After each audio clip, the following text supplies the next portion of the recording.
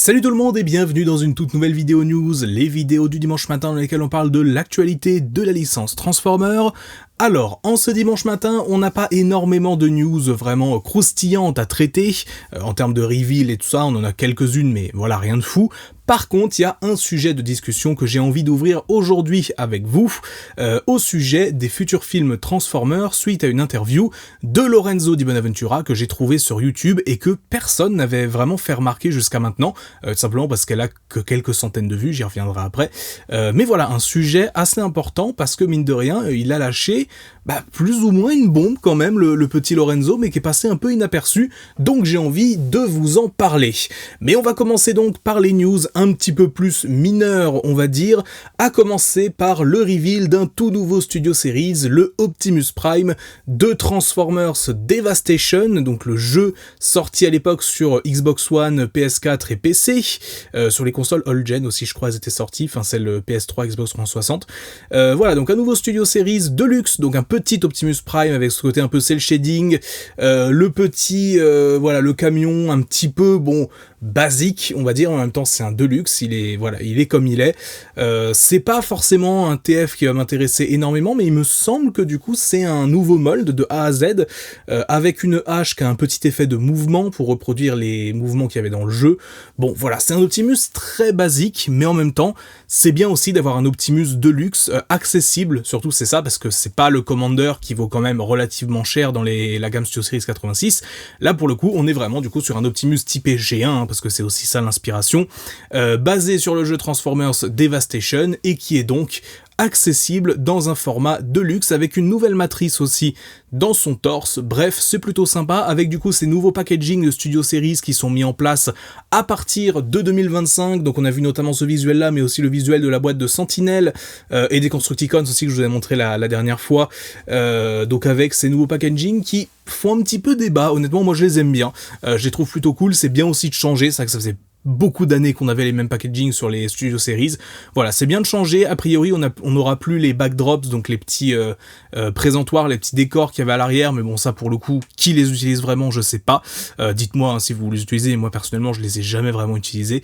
Mais voilà, en tout cas, les nouveaux artworks, les nouvelles boîtes des Studio Series sont plutôt cool. Après, voilà, c'est un nouveau changement, et d'ailleurs, on le voit pas forcément sur les photos, mais c'est bien le retour à l'avant des grilles en plastique. Enfin, il y aura bien une bulle devant, c'est pas directement accessible comme ça, en tout cas visiblement c'est ce qui sera le cas. Donc voilà pour ce qui est du Optimus de Transformers Devastation. On a eu aussi le reveal d'une nouvelle gamme dont je vous avais déjà parlé en termes de listing mais qu'on n'avait pas encore eu d'un point de vue visuel, les Transformers Mix Mashers, qui est donc une petite gamme destinée aux très jeunes enfants où on va avoir donc la possibilité de mélanger tout simplement des personnages entre eux et avec pas mal d'accessoires. On a notamment Bumblebee, Megatron, Optimus Prime et Optimus Primal qui arrivent en fait chacun avec plusieurs accessoires distincts et qu'on va pouvoir leur mélanger, leur mettre un peu à droite à gauche. Bon, c'est pas quelque chose qui va m'intéresser hein, très clairement, et même vous je pense, mais voilà, je le dis quand même parce que c'est une news qui est tombée cette semaine. Je sais que voilà, ça me rappelle un peu les Hero Mashers qui avait une époque, je crois que c'était l'époque de Age of Extinction à peu près, où il y avait du coup ces gammes justement de robots qu'on pouvait un petit peu désassembler, réassembler, etc. C'était des Transformers hein, déjà à l'époque, et là pour le coup j'ai l'impression que ça reprend un peu le même concept, donc voilà, ça m'intéresse pas des masses, c'est pas fou je trouve. On a aussi un Starscream d'ailleurs de ce que je vois, mais voilà, c'est pas fou, mais bon, voilà, ça peut faire plaisir à des plus jeunes enfants, on va dire, c'est pas nous le public cible très clairement. Deux petites infos avant qu'on passe sur la grosse news du jour. Transformers One arrive sur Paramount Plus aux États-Unis, et donc il est arrivé aujourd'hui le 15 novembre au moment où j'enregistre. Donc voilà, Transformers One qui a fini hein, maintenant sa course au box-office, qui est disponible en VOD depuis plus d'un mois maintenant, un bon mois hein, même à peu près, et qui du coup arrive sur la plateforme de streaming de Paramount pour essayer de générer un petit peu plus d'abonnements. C'est souvent comme ça le cycle, hein. C'est sorti au cinéma, puis sorti VOD, et ensuite la sortie sur la plateforme dédiée. Là c'est Paramount, mais quand c'est un film Marvel, etc., ça va sortir sur Disney+.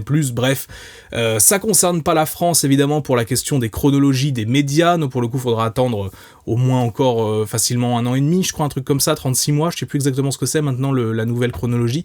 Mais voilà, en tout cas, pour l'instant, si vous voulez voir Transformers One, il est encore un petit peu disponible au cinéma en France, et sinon je pense qu'il arrivera en VOD peut-être d'ici la fin de l'année ou début d'année prochaine, à voir en tout cas. Et donc on termine pour les petites news par quelque chose qui donne le smile, mais honnêtement je pensais que c'était quelque chose qui était déjà le cas, le fait que Transformers a officiellement rejoint le Panthéon national des jouets aux États-Unis. Donc visiblement c'est un classement qui existe, et je pensais honnêtement que Transformers y était déjà, mais en fait non, voilà, c'est effectivement, c'était pas encore le cas. Transformers et My Little Pony sont rentrés au Panthéon des jouets américains cette année, pour évidemment tout un tas de raisons, hein, le côté voilà, la contribution à l'histoire du jouet, etc. Donc voilà, c'est à peu près normal que Transformers soit dedans, et c'est pour ça que je suis assez surpris que ce soit pas déjà le cas, mais bon voilà, maintenant c'est fait, et c'est plutôt sympathique. Maintenant, j'ai envie d'ouvrir un vrai sujet plus profond avec vous au sujet des prochains films Transformers.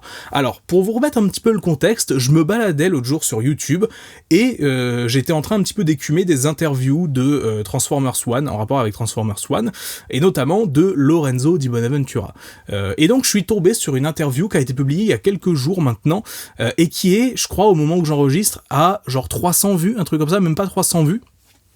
Donc vraiment, une interview sur un tout petit média, une toute petite chaîne, ce qui est très cool, hein, d'ailleurs, de voir que quelqu'un comme Lorenzo Di Bonaventura donne aussi sa parole, participe aussi à des interviews sur des petites chaînes, vraiment même beaucoup plus petites que la mienne, hein, il me semble la chaîne avait genre 1000-2000 abonnés, c'est très cool, et donc j'ai écouté l'interview, me dire voilà, il y a peut-être des éléments un petit peu sympas dedans. Il y a quand même 2 éléments assez intéressant.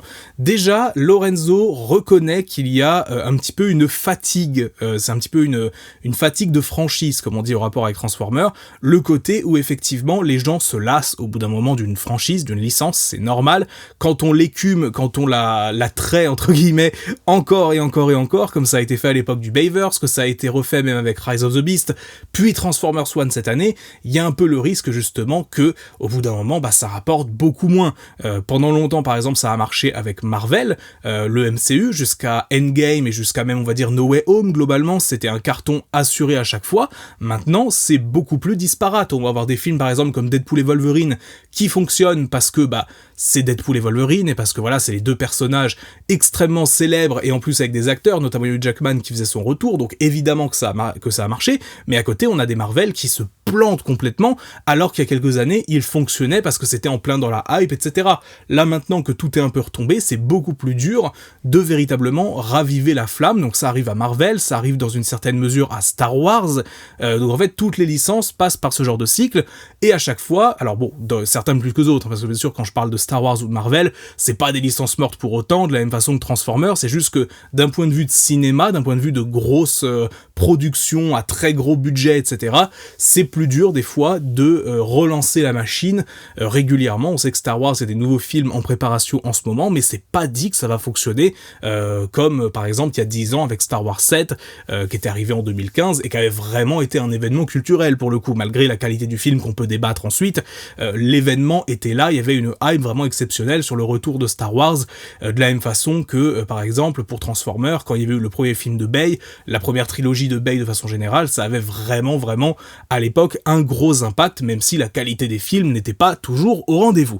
Bref, tout ça pour dire, les licences passent toutes par ce genre de cycle, et Transformers en ce moment est véritablement dans le creux de la vague, comme on dit, dans le bas, puisque Transformers Rise of the Beast a plus ou moins sous-performé par rapport à ce qu'était espéré, même si, je le rappelle, il a fait plus que Transformers 5 et que Bumblebee au box-office américain.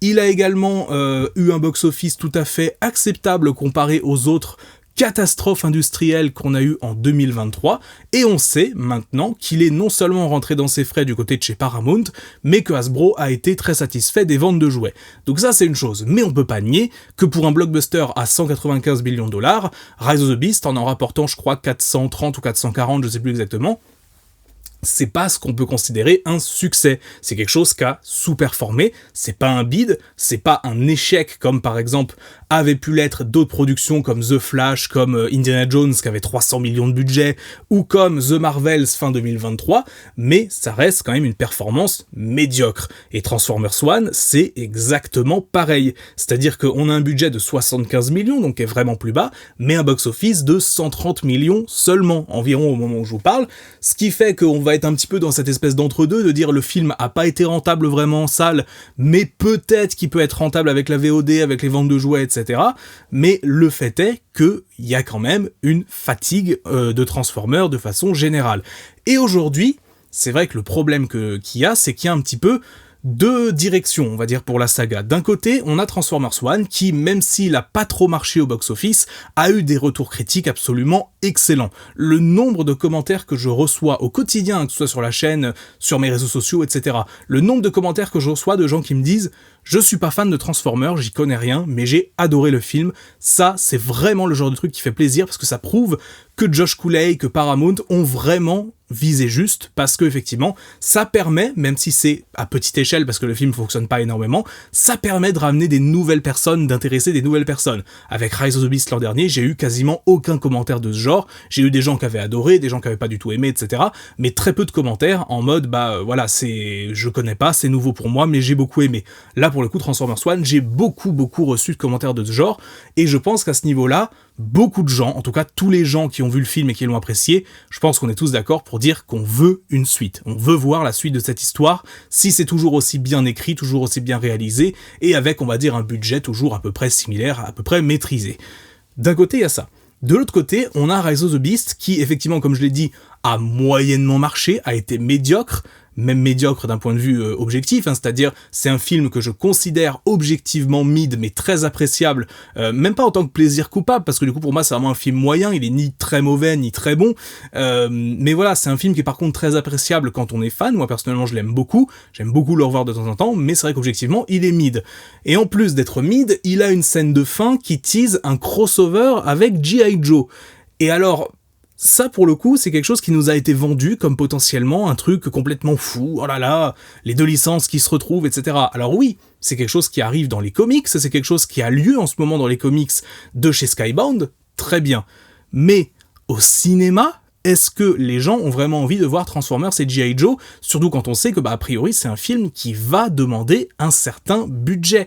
Donc, on sait qu'il y a quand même le risque de potentiellement faire un vrai accident industriel avec cette production-là. Là où par exemple une pure suite de Rise of the Beast qui aurait simplement suivi l'histoire du premier film avec par exemple style l'arrivée des Decepticons, le retour du Unicron ou d'autres menaces, ou même les Predacons par exemple pour les Maximals, quelque chose voilà avec la continuation, les mêmes personnages humains, les mêmes personnages Autobots, ça allait peut-être un ou deux nouveaux persos par-ci par-là, ça aurait été tout à fait acceptable, voire même avec un budget plus bas. Un exemple récent là que j'ai en tête, c'est Godzilla X Kong, donc qui est sorti en début d'année, qui est la suite de Godzilla vs Kong sorti il y a 3 ans, et qui a un budget plus bas que ce dernier, un budget tout à fait maîtrisé, et qui a réussi en faisant plus ou moins la même chose. Dans les deux cas, c'est pas des énormes succès, mais mine de rien, c'est des films qui ont bien marché, qui sont rentrés dans leurs frais, et qui vont générer des suites.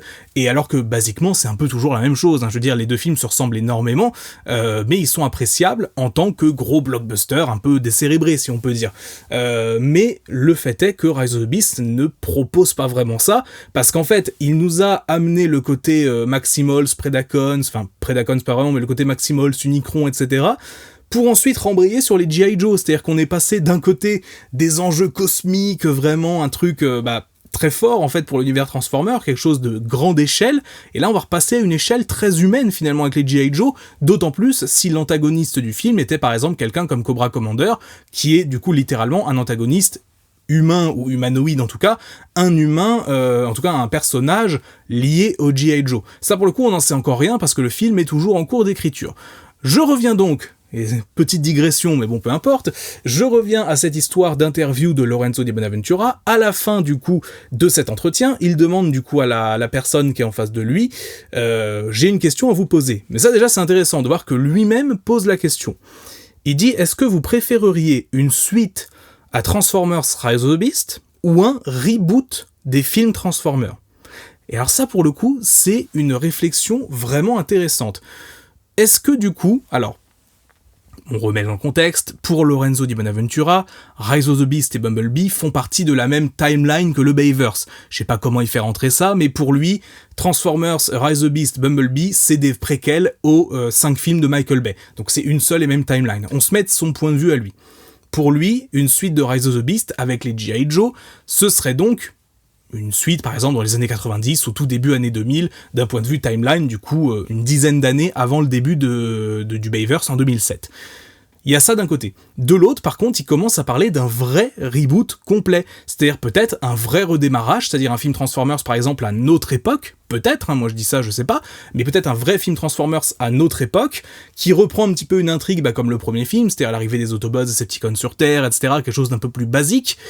Est-ce que, justement, il commence pas un petit peu chez Paramount à se dire l'idée de crossover avec G.I. Joe, pourquoi pas, mais est-ce que c'est pas plus safe de simplement tout mettre de côté, oublier tout ce qu'on a fait d'un point de vue univers, etc. Parce qu'effectivement, Bumblebee Rise of the Beast, même si c'est un nouvel univers, une nouvelle timeline par rapport au Bayverse, ça garde quand même des points communs. Est-ce que finalement, ils se disent pas, au point où on en est, surtout avec les 20 ans du premier film qui arrive dans 3 ans, déjà, moins de 3 ans même maintenant, 2 ans et demi plutôt, avec les 20 ans du premier film, est-ce que ce serait pas l'occasion de faire un reboot ? Un vrai reboot ? Alors du coup, pas de faire revenir Michael Bay, parce que pour le coup, ça aurait aucun intérêt, mais pourquoi pas faire un pur reboot de Transformers ? Et du coup, la personne du coup qui était avec Lorenzo di Bonaventura a dit qu'effectivement un reboot, ça pourrait être intéressant, etc. Est-ce qu'il y a vraiment ce débat actuellement chez Paramount, ou est-ce que même le reboot, ce serait Transformers et G.I. Joe direct, ce qui serait une idée de merde à mon sens. Mais voilà, pour le coup, c'est une vraie question qu'il faut se poser. Est-ce que il y a vraiment ce débat actuellement chez Paramount ? Déjà, je tiens vraiment à ce que vous me disiez en commentaire qu'est-ce que vous en pensez. Qu'est-ce que pour vous, qu'est-ce qui est préférable ? Est-ce que vous voulez la suite de Rise of the Beast, même si c'est un crossover avec G.I. Joe, ou est-ce que vous voulez un reboot tout simplement de Transformers, une reprise à zéro de l'histoire avec du coup nos personnages qu'on connaît, on aura toujours Optimus Prime, Bumblebee, etc., mais juste un vrai redémarrage à zéro et peut-être un film situé à notre époque. Ça, c'est une possibilité. Voilà. Est-ce que vous préférez ça ou la suite de Rise of the Beast, quitte à se situer toujours un peu dans cet univers qu'on appelle le Knightverse ou le Cappleverse en quelque sorte, avec Travis Knight et Steven Caple pour Bumblebee et Rise of the Beast. Mais du coup, est-ce que vous préférez cet univers de reboot du Bayverse, mais qui garde quand même des gros points communs avec ce dernier, ou est-ce qu'on part vraiment sur quelque chose de complètement nouveau ? Ça, c'est une vraie question qu'il faut se poser. Personnellement, je suis encore très partagé, parce que je pense vraiment que redévelopper Transformers à partir de Bumblebee, Rise of the Beast, et à la limite aller un petit film avec les G.I. Joe, puis ensuite des vrais films Transformers, ça pourrait être quelque chose d'intéressant, et ça permet aussi de garder un ancrage dans ce que les gens connaissent avec certains points de repère, on va dire, du Bayverse, comme le design de Bumblebee, comme le visage d'Optimus, etc., qui est semblable à ce qu'on avait à l'époque. Mais le fait est qu'aujourd'hui, est-ce que c'est pas mieux de rebooter tout simplement pour un nouveau public ? Est-ce que, il n'y a pas un peu cette volonté-là chez Paramount actuellement ? C'est une vraie question, et le fait que ce soit envisagé, que Lorenzo di Bonaventura le dise, ça prouve bien qu'il y a réflexion. Ça veut pas dire qu'ils vont le faire, ça veut pas dire même que c'est sérieusement considéré, mais ça veut dire que lui, en tout cas, le considère. Et ça, mine de rien, c'est intéressant. Pour Transformers One, on n'a toujours pas plus d'infos, donc je vais pas forcément vous en parler d'un point de vue de suite, c'est-à-dire qu'il y a effectivement ce truc de Hasbro qui envisage des nouveaux projets avec Josh Cooley, etc., mais on sait pas encore tout à fait. Maintenant, voilà, est-ce que les films en live action vont se rebooter entièrement, quitte à assumer à 100% le reboot, ce qui n'a pas été le cas avec Bumblebee et Rise of the Beast ? Voilà. On verra, pour le coup, il faut voir, est-ce que c'est quelque chose qui va nous être proposé ? Moi, en fait, je suis ouvert à tout. Honnêtement, je suis ouvert à tout du moment qu'on a un bon film, une bonne histoire, quelque chose d'appréciable, de fun, de cool. C'est ce que je souhaite. À partir de là, vous pouvez faire ce que vous voulez, Paramount et Hasbro, du moment que c'est bien fait.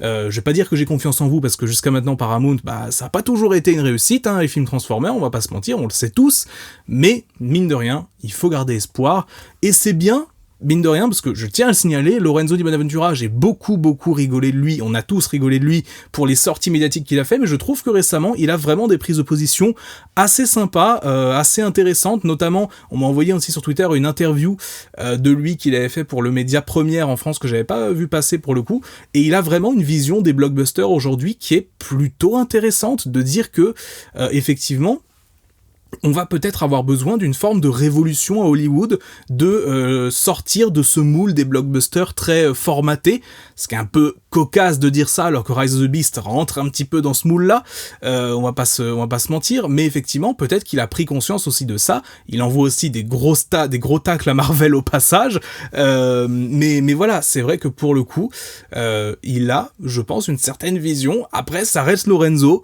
on va pas non plus trop lui faire confiance, mais voilà, en tout cas, si je pouvais l'interviewer un jour, pourquoi pas, comme j'ai fait avec Josh Cooley, ce serait très cool, parce qu'honnêtement, je pense qu'il parle beaucoup, il parle peut-être trop, mais il dit quand même des choses intéressantes parfois. Là, en tout cas, récemment, je tiens à le noter. Bref, voilà pour cette vidéo news, qui est au final plus aussi une vidéo débat, honnêtement, une vidéo un petit peu réflexion sur les films Transformers. J'espère qu'elle vous aura plu, j'espère que vous aurez appris des choses comme d'habitude. On va se retrouver dès mardi pour du nouveau contenu, mardi ou mercredi, en fonction de quand la vidéo sera prête. C'est un assez gros focus qui vous attend normalement. Sur ce, c'est tout pour moi, c'était Magnus, on se dit à très vite, portez-vous bien, ciao.